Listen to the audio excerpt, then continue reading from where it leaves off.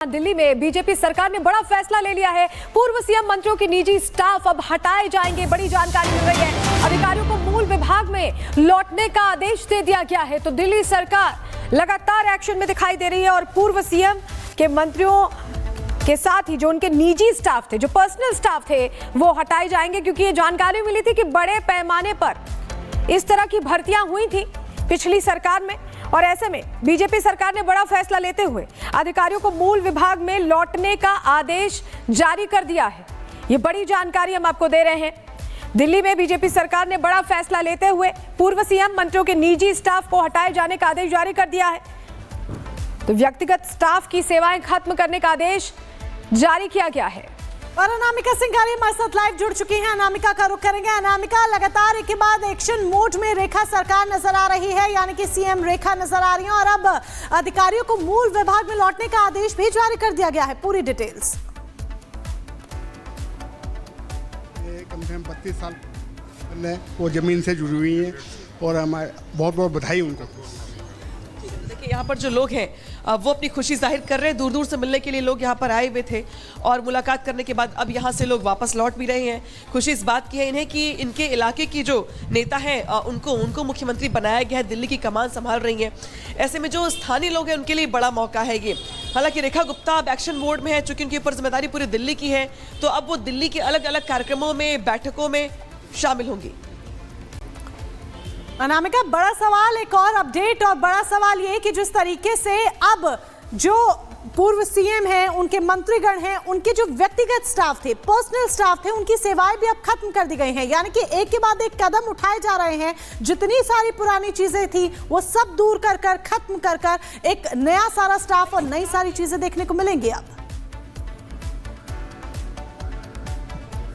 देखिए, नई सरकार ने सत्ता संभालते ही, कामकाज संभालते ही जो पुराने स्टाफ के लोग थे, निजी स्टाफ दरअसल वो लोग होते हैं आमतौर पर जो एक लंबे समय तक काम करते हैं। अगर कोई निजी स्टाफ है जिसने 5 साल तक काम किया है आम आदमी पार्टी के नेताओं के साथ या विधायक के साथ या मंत्री के साथ, तो बेशक उनकी जो स्टाफ है बदल करके जो फ्रेश स्टाफ होंगे, जो नए स्टाफ होंगे, उनको यहाँ पर रखा जाएगा। यानी कि जो पुराना स्टाफ है उसकी छुट्टी करने के साथ ही जो नए लोग हैं उनकी नई तैनाती की जाएगी। और नए तरीके से, चूंकि इस बार बहुत सारे चेहरे ऐसे हैं विधायकों में जो नए चेहरे हैं, पहली बार मंत्री बने हैं, खुद रेखा गुप्ता पहली बार विधायक बनी, इसके बाद मुख्यमंत्री बनी, तो जो पुराने स्टाफ के लोग हैं उनको हटा करके जो नए स्टाफ हैं, चाहे ओएसडी हो, चाहे वो निजी सचिव हो, बाकी जो अलग अलग जिम्मेदारियां उनकी होती हैं दफ्तर में, उनको नए तरीके से अपॉइंट किया जा रहा है, ताकि एक तरीके से हर सरकार में ऐसा देखा गया है कि आमतौर पे जो मंत्री होते हैं वो अपनी पसंद के जो निजी सचिव होते हैं या जो पुराने स्टाफ के लोग होते हैं उनको हटाकर, बिल्कुल, और उसके लिए जो तमाम फैसले हैं वो भी अभी से लिए जा रहे हैं। अनामिका, आपका रुख करेंगे एक बार फिर से, लेकिन इस बीच एक और बड़ी खबर दर्शकों को बता देते हैं। मुख्यमंत्री रेखा गुप्ता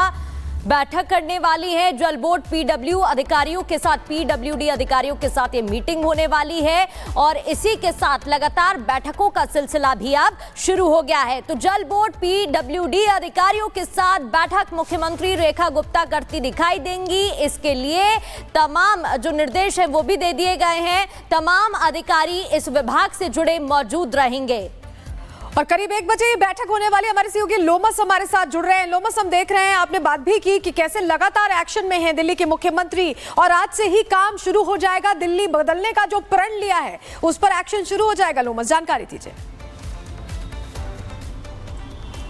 बिल्कुल, आपने सही देखा और यहाँ पे आपने कल भी देखा होगा किस तरीके से सीएम बनते ही रेखा गुप्ता ने काम शुरू कर दिया था और पहली कैबिनेट की बैठक उनके द्वारा की गई थी। और आपको जानकारी दे दें कि कुछ ही देर के बाद जो दिल्ली की नई सीएम है रेखा गुप्ता, वो पीडब्ल्यूडी और जल बोर्ड के तमाम अधिकारियों के साथ बैठक लेंगी और आपको जानकारी दे दें उनके साथ तमाम कामों को लेकर के समीक्षा की जाएगी। अब तक जो काम पिछली सरकार में हुए थे उनको भी लेकर के ये समीक्षा की जाएगी, क्या क्या काम हुए हैं, दिल्ली को किस तरीके से जल को लेकर, यानी कि पीने के पानी को लेकर के लगातार परेशानियां पिछली सरकार में झेलनी पड़ती थी, उन कामों को लेकर के भी यहाँ पर तमाम चीजों पर बैठके का दौर ये जारी रहेगा और बताया ये जा रहा है कि जो बैठक होगी वो लगभग बिल्कुल लोमस अहम जानकारी आप यहां पर दे रहे हैं। नई सरकार के कमान संभालने के साथ ही पिछली सरकारों के कामकाज की समीक्षा की जाएगी और नई सरकार ने जो स्ट्रैटेजी बनाई है, जो रणनीति बनाई है कामकाज को लेकर, उसे आगे बढ़ाया जाएगा। हालांकि शपथ करने के बाद, शपथ लेने के बाद रिपब्लिक भर से खास बातचीत की रेखा गुप्ता ने और क्या कुछ कहा अपने एजेंडे को लेकर, कामकाज को लेकर, सरकार की रणनीति को लेकर, सुनवाते हैं आपको। हमारे साथ बात करने के लिए दिल्ली की मुख्यमंत्री रेखा गुप्ता जी हैं। मैम रेखा जी, बड़ा जन सैलाब आपको मिलने के लिए यहाँ पहुंचा हुआ है, बड़ी उम्मीद के साथ। बिल्कुल, दिल्ली की ढेरों अपेक्षाएं भारतीय जनता पार्टी की सरकार से है और मैं ईश्वर से प्रार्थना करूंगी कि इतनी शक्ति हमें दे कि ये जितना पूरा बैकलॉग, इतने सालों का 27 साल का बैकलॉग क्लियर करने की हमें ताकत दे। बिल्कुल, पहली कैबिनेट की बैठक हुई और उसमें कई मुद्दों को आपने उजागर किया और काफी काम करना है यहाँ पे। क्या क्या और मुद्दों को आप उजागर करेंगे और क्या क्या काम करेंगे? मैंने पहले ही बताया, जो कमिटमेंट्स हमारी दिल्ली से है उन कमिटमेंट्स को पूरा करना ही हमारा एकमात्र लक्ष्य है और उसके लिए कल से ही पहला दिन जो हमारा शपथ का था, हम लोग अपने काम में जुट गए। यमुना आरती के लिए आप गई, सारा मंत्रिमंडल गया, कैबिनेट गया, आप यमुना आरती आपने किया और यमुना माता के सामने हमने कहा कि जल्द से जल्द यमुना को साफ करवाएंगी। यमुना माई हमारी आस्था का प्रतीक है, हमारा स्वाभिमान है और कल हमने यमुना जी के घाट पर आरती करते हुए यही शपथ ली कि जितना भी काम यमुना जी को साफ करने के लिए करना पड़ेगा, जितने रिसोर्स लगाने पड़ेंगे वो सारे लगाए जाएंगे। निश्चित रूप में यमुना को साफ करना हमारा प्रथम कर्तव्य है। कर्तव्यों को पूरा करेंगी, दिल्ली की मुख्यमंत्री कह रही हैं। दिल्ली के मंत्रियों की सुरक्षा की भी समीक्षा होगी। इस बीच आपको ये भी बड़ी अपडेट दे दे, दिल्ली पुलिस सभी 6 अन्य कैबिनेट मंत्रियों की सुरक्षा की समीक्षा करेगी। अभी तक 4 मंत्रियों के पास पहले से सिक्योरिटी है। सिरसा के पास, मनजिंदर सिंह सिरसा के पास Z श्रेणी की सुरक्षा पहले से है। कपिल मिश्रा के पास भी Y श्रेणी की सुरक्षा है। प्रवेश वर्मा की बात करें तो उनके पास भी Y श्रेणी की सुरक्षा है। आशीष सूद के पास भी Y श्रेणी की सुरक्षा है।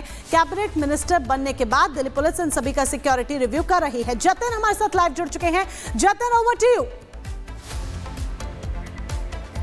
तो जतिन का हम जल्द रुख करेंगे। अभी 4 मौजूदा मंत्री ऐसे हैं जिनके पास सिक्योरिटी है, बाकी की इनकी समीक्षा की जाएगी, रिव्यू किया जाएगा। जतिन हमारे साथ लाइव बने हुए हैं। Jatin, over to you. जी बिल्कुल, देखिए रेखा गुप्ता जैसे ही सीएम बनी उनको Z सिक्योरिटी जो दिल्ली पुलिस की है वो दे दी गई थी, लेकिन कल 6 मंत्रियों का ऐलान किया गया, उनके जो पदभार है उनको अनाउंस किया गया, जिसके बाद अब दिल्ली पुलिस इन सभी की सिक्योरिटी का एक रिव्यू कर रही है। बाकायदा एक टीम का गठन किया गया है क्योंकि जिन 6 लोगों को दिल्ली में कैबिनेट मिनिस्टर बनाया गया उनमें से 4 के पास ऑलरेडी सिक्योरिटी है, जिसमें सिरसा के पास Z कैटेगरी सिक्योरिटी है क्योंकि उनको पंजाब के नेता के तौर पर तमाम थ्रेट थे। जो दिल्ली गुरुद्वारा प्रबंधक कमेटी में जब वो शामिल थे उस समय भी उनको थ्रेट था। तो अब इस टीम का काम यह होगा कि इन 4 के पास जो सिक्योरिटी है उसको रिव्यू किया जाएगा। अगर लगेगा कि इनके पास और भी ज्यादा थ्रेट है तो सिक्योरिटी को बरकरार रखा जाएगा और कुछ सिक्योरिटी पर्सनल को एडिशनली तौर पर ऐड भी किया जा सकता है। लेकिन अगर पुलिस को लगेगा कि सिक्योरिटी की जरूरत नहीं है तो जो प्रोटोकॉल फॉलो किया जाता है कि पीएसओ के तौर पर जो 2 पुलिसकर्मी इनके पास तैनात रहते हैं वो प्रोटोकॉल को भी फॉलो किया जाएगा। लेकिन बाकी जो 2 मिनिस्टर्स हैं जिनके पास अभी कोई सिक्योरिटी नहीं है उनको भी सिक्योरिटी को रिव्यू किया जाएगा। बाकायदा जो स्पेशल ब्रांच है उसको इस काम पे लगाया गया ताकि किसी भी तरीके का law and order situation create ना हो सके। हालांकि बीजेपी की कोशिश ये होगी कि आम आदमी पार्टी जिस मापदंडों पर